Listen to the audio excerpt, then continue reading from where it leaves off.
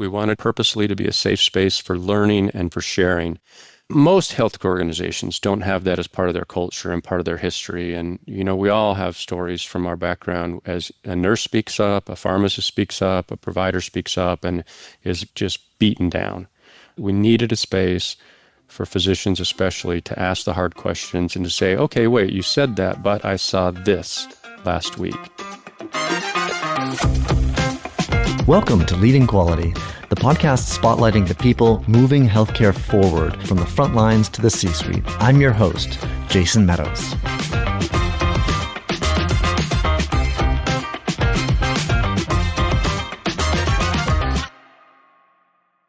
When you look across the field of healthcare quality improvement, there are only a handful of leaders who've lived every layer of the work. Frontline clinical care, system-level transformation, teaching the methodology, and developing the next generation of leaders who will carry it forward. Dr. Todd Allen is one of these people. Todd started his career as an emergency medicine physician in Utah, but very quickly found himself surrounded by giants. Clinicians and mentors who pulled him into the world of improvement before he even realized it was happening. His early years at Intermountain Healthcare placed him shoulder to shoulder with people like Dr. Brent James and Dr. Terry Clemmer, and the clinical teams who were rewriting how an entire system approached sepsis, process improvement, and evidence-based care. Those experiences didn't just teach him the methods, they reshaped his understanding of what leadership in healthcare is and what it requires. Fast forward through 2 decades of progressively larger leadership roles, and Todd eventually stepped into one of the most culturally meaningful and operationally complex roles of his career. Senior Vice President and Chief Quality Officer at the Queen's Health Systems in Honolulu, Hawaii. And Queen's holds a special place in my own heart as well. It's where I completed my internal medicine residency, and where I first learned what it meant to practice medicine in a mission-driven, community-rooted system. At Queen's, Todd helped design and implement the system's physician leadership development program from the ground up, and partnered with leaders across the organization to strengthen quality, safety, culture, and clinical program strategy, all grounded in Hawaiian history, identity, and values. What I love about Todd is how deeply he understands that quality improvement is never only about methods and metrics. It is always, always about people. About character, about humility, accountability, compassion, and the everyday behaviors that shape culture far more than any dashboard ever will. And he's honest about the hard parts, too. The skepticism, the setbacks, the crucial conversations, and the slow but unmistakable cultural shifts that tell you you're on the right path. In today's conversation, we talk through the arc of Todd's career. The leadership lessons he absorbed during Intermountain's early quality movement, the origin story and structure of the Queen's Physician Leadership Development Program, and what he believes the next generation of quality leaders will need as healthcare becomes more complex and technology, including AI, reshapes the landscape. It's a rich, thoughtful, and quietly powerful conversation, and one that left me reflecting long after we stopped recording. Let's dive in. Dr. Todd Allen, welcome to the podcast. Thanks, Jason. Appreciate the opportunity to be with you. Thanks. And, I'm hoping that we can start with just your backstory and kind of a 20,000-foot view of your career timeline so far. Sure. Happy to sort of tell that story. I think it does illustrate a couple of important points that we'll hit later. Came out of residency in about the year 2000, and like a lot of emergency physicians, didn't know exactly what I wanted to do, but was blessed to get a job offer back in my home state of Utah with Intermountain Healthcare in a brand new position, the first academic emergency medicine position that Intermountain had ever created, for the director of research for trauma and emergency services. And they needed that job to meet the research requirements for the American College of Surgeons to be a level 1 trauma center. They'd sort of had a waiver up until that point, and that wasn't going to work anymore. And not really knowing what to expect, I said yes. I don't know if I was fully qualified a year out of residency. But I jumped in, and that's, I think, where I slowly began to get my first sort of important lesson. Because of the importance of that program, I was immediately surrounded by these mentors, these professional physician leaders who just weren't going to let me fail. They were ethical, they worked hard, they cared about the community, they cared about the mission, and they kind of wrapped me in their arms and said, let's do this together. And looking back on it, just so lucky as a young physician in his first practice place to be put into that environment. And it, again, my eyes weren't totally wide open about what was going on at the time, but as the years passed, I began to see what they had done and how important that kind of behavior, those sorts of skills were for a physician leader. Fast forward, a decade or so, I was invited to come down and join the quality office at Intermountain Healthcare and work for the chief quality officer, a physician named Dr. Brent James. His name is pretty seminal in quality in American healthcare, right up there with Paul Batalden, right up there with Don Berwick. And I got to serve as his assistant chief quality officer. It was right on the heels of the ACA. It was right on the heels of the HITECH Act. And he was being called to travel all over the country and help healthcare systems react to that. And so he brought me in, sort of taught me the ropes. And what an experience. It was while I was there, that I developed my ability to understand quality from a Deming approach or from a total quality approach and began to teach that around the nation, just like Dr. James Brent had done. He left the organization in 2017, and I was fortunate to be asked to sort of step into that role that he had as senior medical director for the Healthcare Delivery Institute and teach our quality improvement course within Intermountain. Lots of attendees from around the world and around the country, and to help lead our clinical programs in delivering quality and safety using principles of process management and quality improvement, Lean Six Sigma analytics, that sort of thing. While I was doing that, approached by the Queen's Health System in Honolulu, Hawaii, which, and asked at least to interview for a senior vice president role and a chief quality officer. And the pandemic hit, turned our world here upside down in Utah, just like everybody else. And the family and I had a long discussion. We decided to go for it. And so we jumped over to Hawaii in October of 2020. Same situation, jumps into an organization, mission-driven, cares deeply about what they're doing, a remarkable tradition of quality and safety, and got to lead the core quality components, regulatory, clinical risk, infection prevention, data and analytics, but was given other things to do as well, help develop physician leaders, help lead clinical programs or service lines, and help run the high reliability. And that was just a marvelous 5 years. Our family and me grew so much. The 5 years, passed. Daughter graduated from high school, the youngest daughter. And as you know, Jason, time for a transition. So now in that transition period after the Queen's experience, but had just what an honor to work with them and what a privilege to help them develop programs, not only around quality and safety, but around leadership that we'll talk about. Yeah, and you've given a great high level view, and I'm curious if we can dive a little deeper into what got you excited, what got you engaged in the quality improvement and leadership side of this equation. Since you mentioned you started out as in a research type orientation, a lot of clinicians are working down either a clinical or an academic path, and QI was a kind of a third path that you decided to go down. Tell me a little more about how you decided to go that way. Yeah, I was minding my own business, as it were, as the research director, and we were doing pretty well. But it was the time that sepsis and the recognition, the early treatment and resuscitation of sepsis in that first 24 to 48 hours was gaining national recognition. And the leaders of our system, our hospital at LDS Hospital there with Intermountain Healthcare, recognized we weren't doing a great job, especially in the emergency department recognition, again, early resuscitation. And so I was approached by the leader of the critical care community, a physician named Terry Clemmer, and Dr. Brent James. It was before I really knew him. And they essentially said, hey, Todd, this is important. We don't have a clinical leader. We need this kind of special research, learning, clinical leader to help partner with me, Terry Clemmer, for the sepsis initiative. Would you come? I was actually told, you will come to the advanced training program in clinical process and quality improvement that Brent James ran at the time.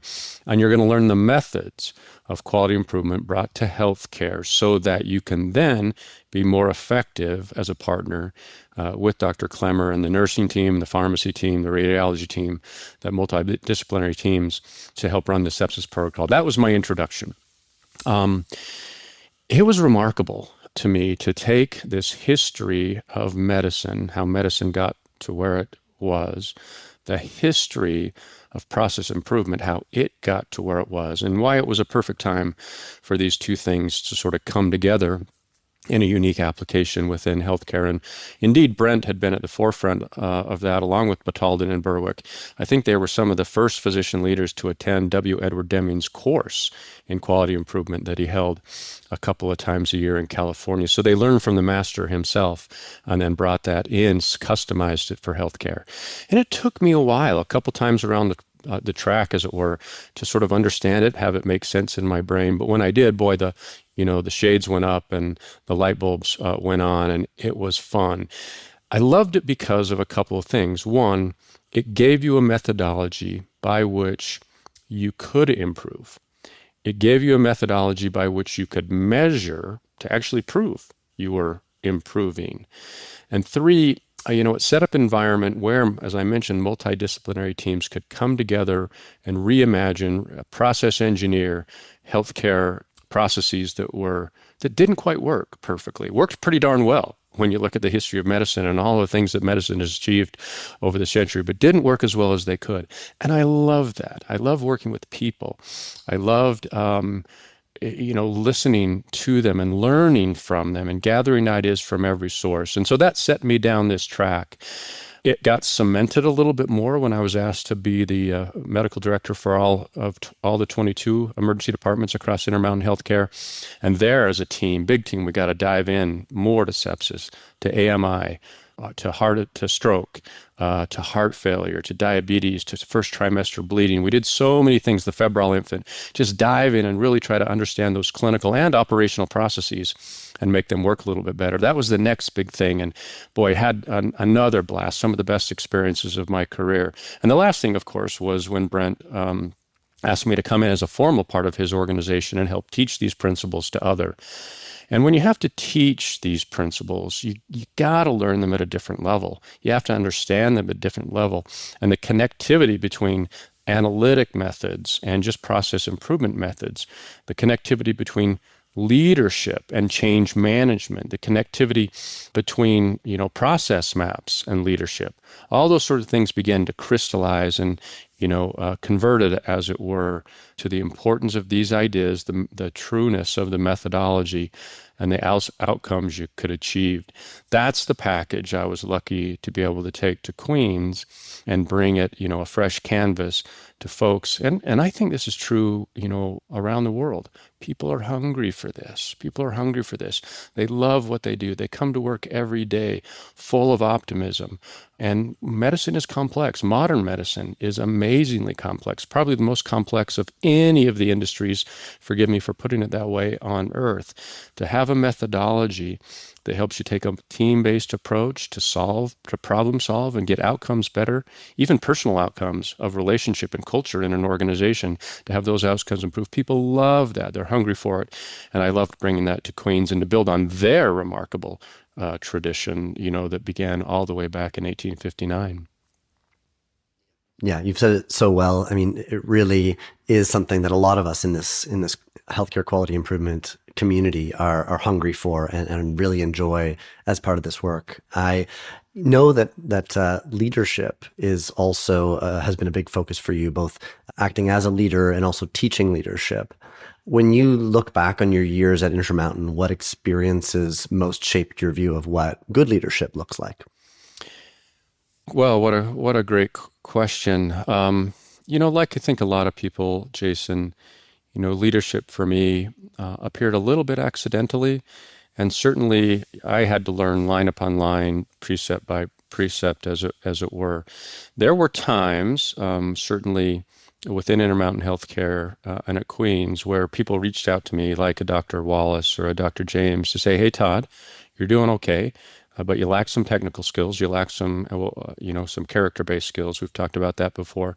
Let's send you to a course. Let's do this professional development, leadership development thing with you, either individually or in a group."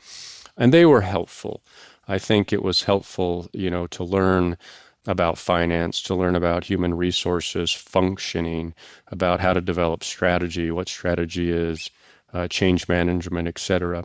But the biggest lessons really came either from, and I hate to say this, mistakes that I made, or, more importantly, watching good leaders. And I've been blessed again. I've mentioned some names and been blessed to have many more in my life.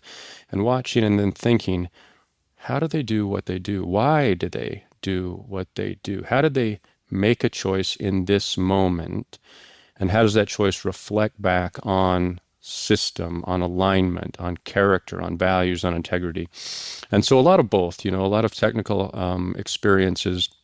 I could name a few, but a lot of watching and learning and struggling, frankly, in some moments where I had to learn.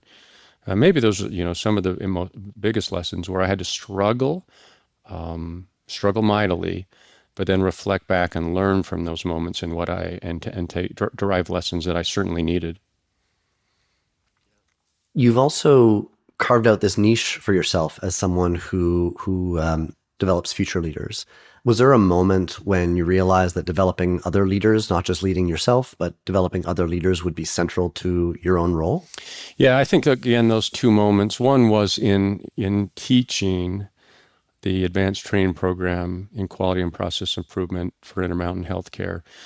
We must have spent about 20% of the course, either directly or indirectly, speaking about leadership and contrasting styles, frankly. You think about the science of process improvement beginning with, well, not perfectly beginning, but, as taught by Frederick Winslow Taylor, who helped Henry Ford with the Model T factory.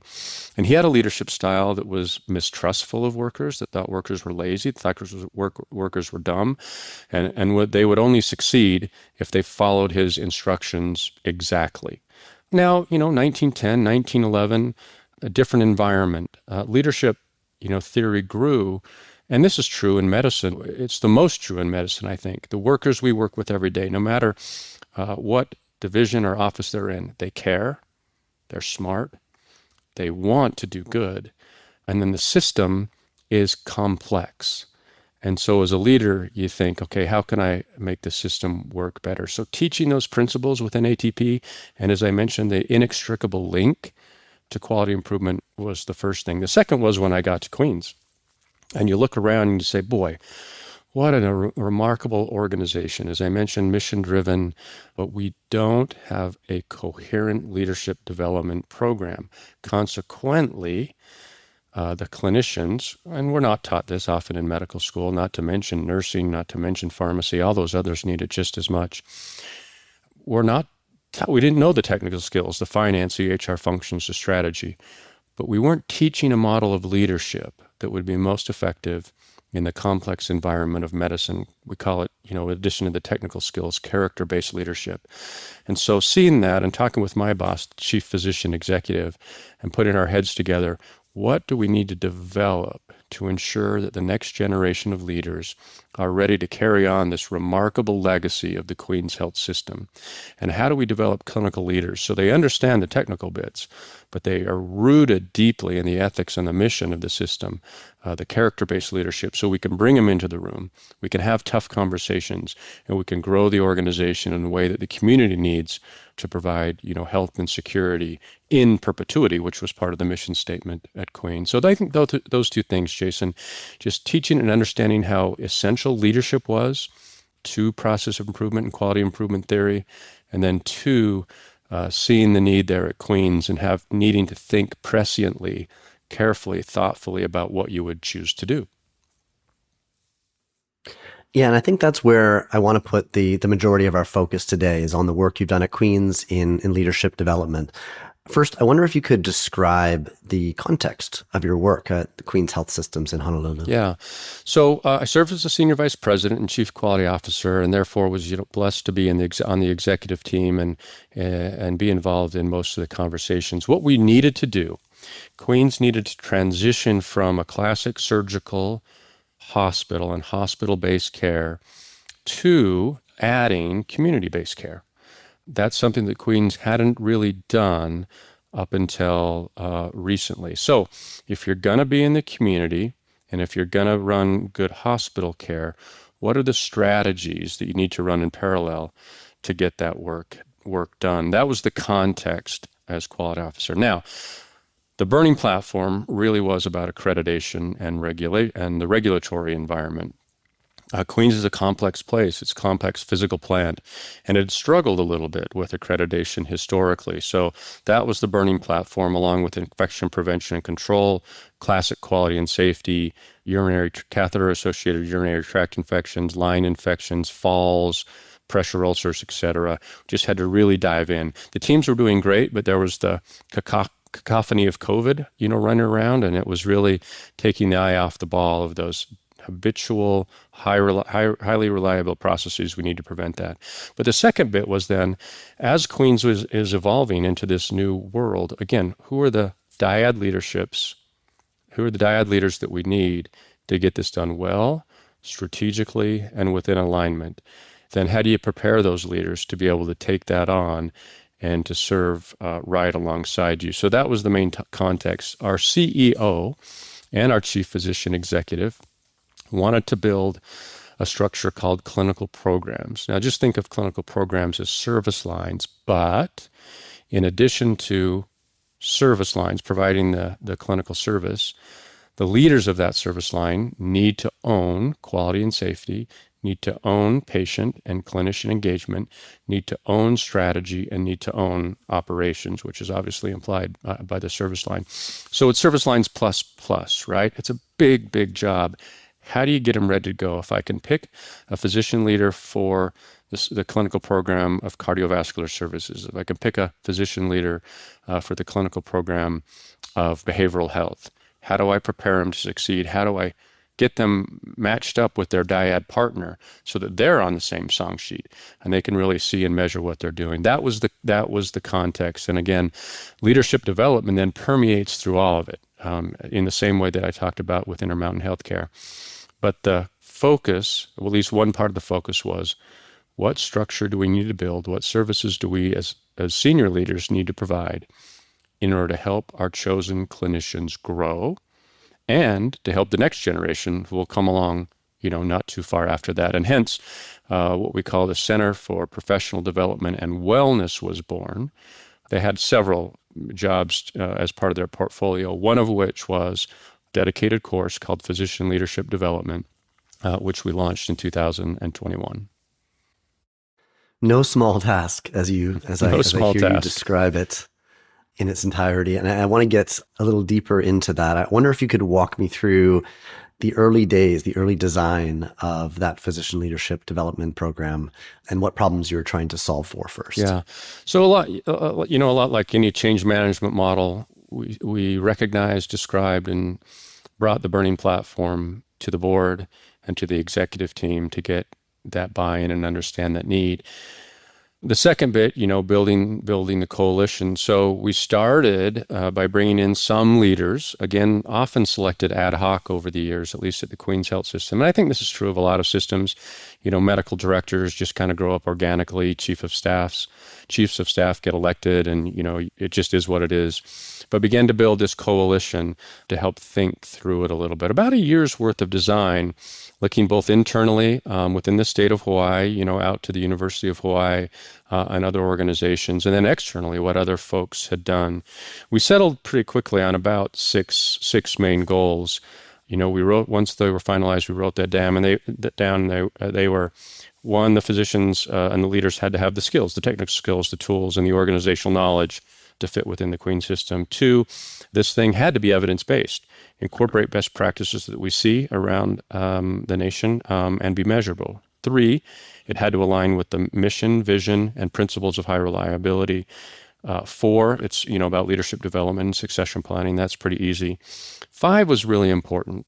It became a safe space. We wanted it purposely to be a safe space for learning and for sharing.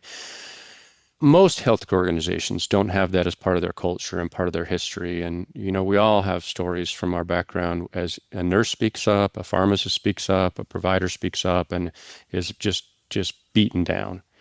We needed a space for physicians especially to ask the hard questions and to say, okay, wait, you said that, but I saw this last week. Square this for me. And last, just building community, beginning to put cohorts together, have them come to learn to understand each other, love each other, care about each other, and just let that virtuous cycle go. So that was the goals of the organization now, or of the program. Then, okay, what curriculum? What's the initiatives that you lay out? That was the next steps. I've heard you present on this before, and you mentioned earlier in this conversation teaching technical leadership skills. Maybe you can expand a little on what some of those are that you taught, but then also teaching character-based leadership skills. And so I'd like you to kind of expand a little more on what the technical and character-based skills are and how those are important. Yeah. So we organized, we're in Hawaii, and so we developed kind of Hawaiian themes to the stages of our curriculum. The whole course lasted about 9 months. We'd meet at least, every month together, some more intently, kind of like a Friday and a Saturday, and some just a couple of hours. The first session was called Charting the Course, and it kind of modeled after the old Hawaiian Voyager expeditions. So charting the course, and that's where you sort of come in and say, welcome, here's our goals, we're going to learn, not too much there. The next we called provisioning, and the technical skills and the character-based skills that you asked about, Jason, each kind of interwove through the entirety of course. So really in provisioning, we focused on the book and the techniques of crucial conversations.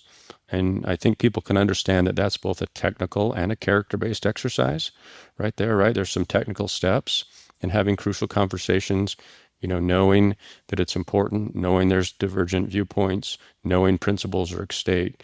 But then how do you exemplify the opportunity for people to sort of come together along the way? So we focus on that.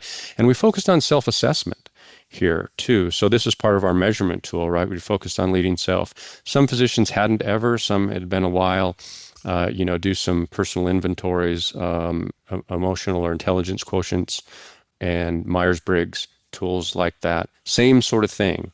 Technically, what do you do as a leader? But mixed into those questionnaires are a lot of, who are you as a character, as a person. The next was called Passing the Breakers, Navigating the Open Seas, and then Land Ho, as you think through that a little bit. Passing the Breakers was, I would come in and would really begin to dive into leadership. And it really was, if there was a theme to it, it was this, 2 themes. One, you have to have integrity. You have to have humility. You have to have compassion and empathy. You have to have forgiveness. You have to have accountability.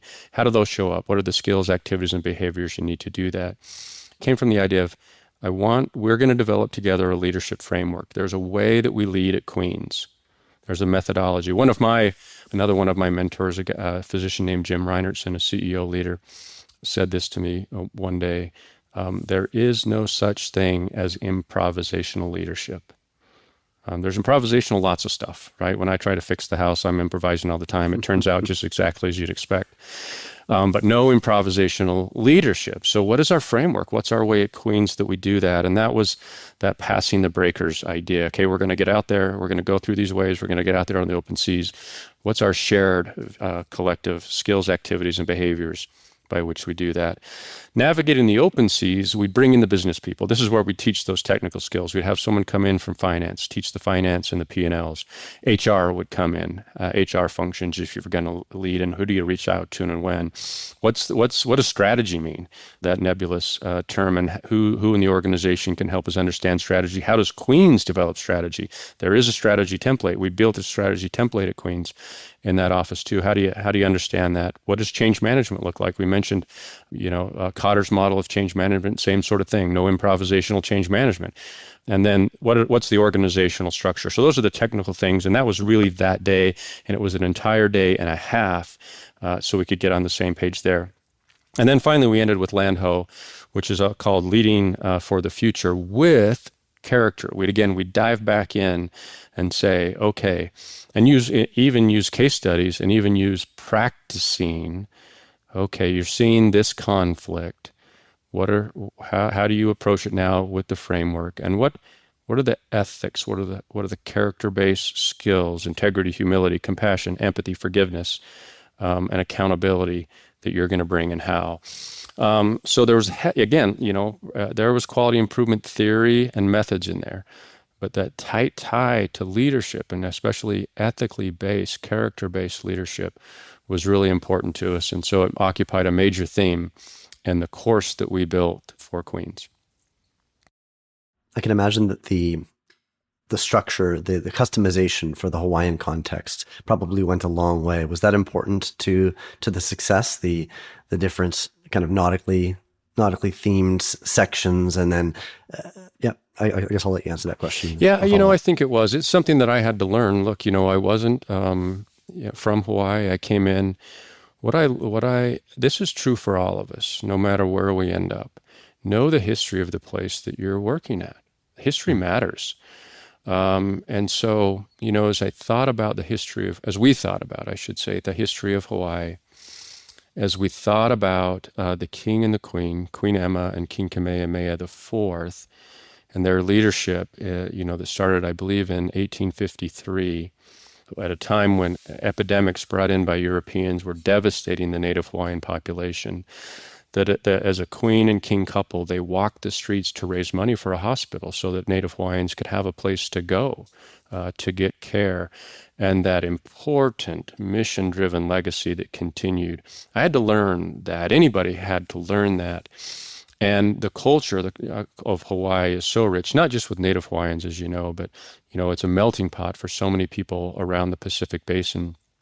To couch it in their language, to couch things in their language, to make it accessible, less technical, to drive some of the cultural resonance. It did turn out to be really important, and really important in a lot of different ways, in a lot of different places across the Queen system. So the extrapolatable lesson is every place has its history. As a leader, you have to know that history. You have to be sensitive to that history. You have to tap into that history. Those are cultural currents, and those cultural currents, when you tap into them, will make your job easier, right? Because that's what currents do. So wherever you go, do not be ahistorical. And it turned out to be really important. Thanks for the question, Jason, in this context, because of that deeply meaningful historical context that the Queen's health system found itself in. When you started teaching this, I think, all of the students, I understand, were physicians, and we've all had these very kind of concrete courses that we've gone through in our medical training. We learned anatomy, we learned, physiology, etc. And I wonder if there was any skepticism that you had to overcome in teaching something that feels a little bit less concrete, maybe, such as leadership. Was that a challenge that you guys had to face?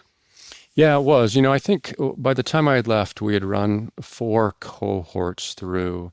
I think the first 2 cohorts, as you might imagine, were the most challenging. There was no history to sort of tap into. When I was able to lead the ATP course Intermountain, gosh, there had already been a 20-year history of that success. And again, just like those currents, easy to tap into. But here it was new, and we invited, that first cohort was about 12 folks, all physician leaders, and some were absolute skeptics that we knew we needed to bring inside the tent as quickly as possible. And so there was a lot of those, the conversations, as I mentioned, the curriculum, where there was silence, where there wasn't the ability to speak up, there wasn't the trust. Most of those physicians, right, had been maybe not passed over, but their leadership hadn't been recognized. They had been pushed down a couple of times. And so, a natural tension, an understandable skepticism. There certainly was that. I think as we tried to be transparent and even a bit vulnerable. So in those leadership sessions, I would largely I would largely help lead the class in that conversation, that cohort in the conversation. And I was pretty transparent about my own shortcomings in my own career. And I think that began to resonate with them, and was one part, not the whole part, but just one part of beginning to break down some of that skepticism, some of that cynicism. And then by cohort two, got better at it. There was a little bit of positive buzz. And by cohort three and four, I guess another lesson is do your best to design, but then you got to go out into the crucible of fire and get it done.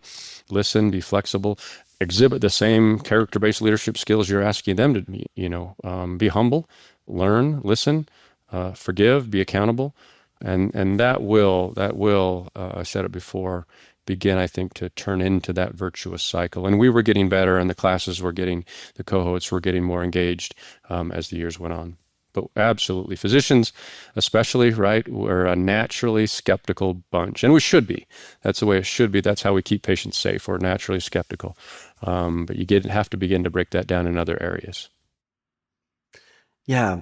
Another thing that I'm thinking as you're applying the quality improvement lens to this work, and you mentioned the Myers-Briggs earlier, I wonder how much you're applying measurements to this process as you're developing leaders, and what have you learned about measuring something as intangible as leadership growth? Yeah, it's not, well, what I have learned, it's not easy. And two, I think the most complete measures still aren't out there yet. I liked to think about it from a measuring the individual. That's where Myers-Briggs, the EQI, 2.0 comes in, the Mayo Index comes in. But then you also have to measure the system. So how if we're developing leaders, if these leaders are developing a skill set that daily demonstrates accountability and humility, that should show up in a system level assessment, from the nurses, from the pharmacists, from the environmental services worker, what's the culture of this place becoming. So we tried to do both. Obviously, measuring the system, culture, leadership, principles is a lagging measure. That takes a little bit to come. So I don't know that we ever got there and could really say there's a clear association between this program and those system level outcomes. Therefore, we rely, on those process measures that you can repeat and repeat more often. So we assessed the whole course, and as I mentioned, made modifications based on that assessment, largely through survey and feedback. Two, we assessed each session with objectives and against those objectives as we went through. Three, we did the personality assessments, the Myers-Briggs and the EQI and the Mayo Index. So we did them sequentially so we could see not only from cohort to cohort, but within cohorts, could we demonstrate change over time. And then we tried to measure the success of the course in case-based scenarios or in practice sessions. Were the principles that were being laid out, were the methods that were being laid out demonstrable in conversations or practice sessions? We didn't get there. It wasn't quite perfect, but as I mentioned in the beginning, one of our core 6 principles was to measure as best we can. So, it wasn't just that my mom thought I was doing great. It's that we could demonstrate that we're getting numbers out of it. And we were accountable to those numbers to the board and the executive team and to the leadership team with clinical programs. So we tried hard, but I think it's a difficult thing to do. I can imagine it would be. You've mentioned to me before when we've talked about this that it really felt like as you went through these cohorts that there was a culture shift. Looking back, what story best captures the cultural shift that the program created? Yeah, the idea is that changing culture does take time, but there are tried and true methods to developing culture, and they work. So we had one physician leader who was so important to the organization for so many reasons. I'll say the specialty, a critical care physician, and he had struggled, I think, with the Queen's health system historically from events that preceded me, but mattered a lot to him, where he felt his opinion wasn't listened to. He felt maybe he wasn't respected or even disrespected, but we needed him as a leader. He had all the intelligence in the world, and people naturally looked at him as a leader, as you might imagine. But he was in those cohorts and in our clinical program leadership meetings, and would always sit in the back in the corner, kind of lean back on the chair. The posture, arms crossed, a scowl on the face, and would only make comments in the last 5 minutes of the meeting, and almost always disruptive. Where then then you had to go into kind of triage mode, put band-aids on things. You didn't have enough time in the meeting to sort of address it and fix it. After one particularly rough meeting, I think we recognized as leaders that we weren't making the progress that we needed to do, and it, kind of came to me to have that conversation. Now, he, by this time, had the framework of the crucial conversation. I, by this time, obviously had the framework of the crucial conversation, and we did. We had to sit down and say, "How you doing? Based on what we've talked about, these aren't what our shared values are. These aren't what our shared expectations are. What's the next steps?" And we, kind of had that hard conversation and talked through it. And I told him, frankly, how much we needed him, and that this work was vital to the organization. Well, I think he thought about it for a while, and there wasn't immediate 180-degree change. But over the months and over the years, having exemplified the behaviors that we taught in the classroom, or at least tried to exemplify the behaviors and the methods that we taught in the classroom, you could see the posture change. You could see him move up into the meeting rooms. You could see him make eye contact and emote during the meeting. Comments came earlier on and were constructive and projective. And it wasn't me, with that conversation that did that. It was the totality of the organization, I think, who had committed to, I've used it before, skills, activities, and behaviors in leadership to help drive culture that slowly began, to morph around him. But it was kind of a canary in the coal mine for me, I guess, in some ways, although on the good side, not the bad side, where you thought, okay, maybe we're getting a little traction. And I think it was buttressed. That was, one story, one person that was particularly important, but particularly challenging. But there were so many other good examples of how perceptibly, whether it was in rounds, morning rounds, daily safety brief, any of those things where it was very clear that the culture was improving. I've often talked to medical students and residents when I teach quality improvement about, the hard data that we pull from our data analysts, but then also the experiential data that we get as we see processes unfolding and improving. And it sounds like you gathered a lot of really positive experiential data as this culture change was unfolding at Queen's. Yeah, obviously the leadership development program and clinical programs weren't, occurring in a vacuum. There are other initiatives and strategies going on. And I think cumulatively, you just began to see each of them perceptively improve, perceptibly become more safe. And even those safety outcomes that you talked about, the getting back on track with infections and falls and happies and all those sorts of things. So part of the whole picture, but I know there was an important contribution from the leadership development course that we talked about. And plus, and it was an important part of the strategy really to, again, to develop clinical leaders to help lead and carry on the strategy of the Queen's Health System. Yeah. So now that you've had this experience of helping to develop leaders across two major health systems, both in Utah and in Hawaii, what do you think the next generation of quality leaders will need? What a great question. I think we've all been thinking a lot about that. The world is changing around us everywhere we look, from technology to culture, and medicine is getting more and more complex. And I mean that in a good way and, a more challenging way.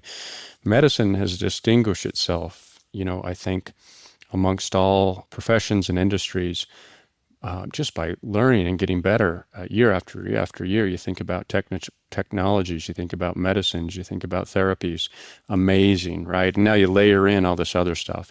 So the job of the quality leader is getting more challenging right alongside it. I think two, things, much more than two. But the two things that are most important to me, one is that quality leaders actually do need to be grounded in the science of process improvement. There's a methodology there. It works. It's worked over and over again in industry, outside of healthcare and within healthcare. And quality leaders really need to understand that science and how it's brought to healthcare. But the second, I think, is what we've just been talking about this whole time. Easy enough to be competent in the technical skills. Easy enough. You have to lay into it a little bit, learn about it. You have to talk to people, partner yourself up with the right folks. But to develop a leadership framework that is rooted in those character-based skills that we've mentioned a couple of different times, I think will be one of the big things. That framework, those two things, I think, will help you understand, for instance, to use the term, how does artificial intelligence and how does machine learning fit within a particular routine? Just got back from a course where someone thoughtfully said, figuring out where and how to use AI starts at the same place as any process improvement. You got to understand the process map. You got to understand what you're trying to change, what works, what doesn't work, and then think about the tools. AI may be one of them. Think about the tools. And otherwise, if you just throw AI at the world, you're going to end up with some trouble. So I think if you have those two foundational elements, everything else will fit in that framework.